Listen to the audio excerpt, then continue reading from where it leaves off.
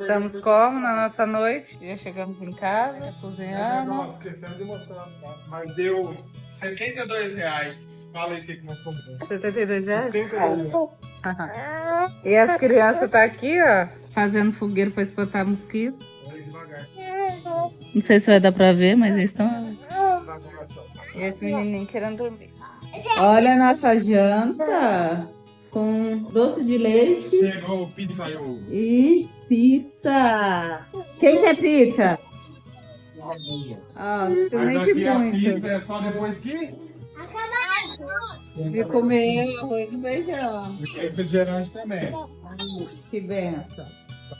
Ei.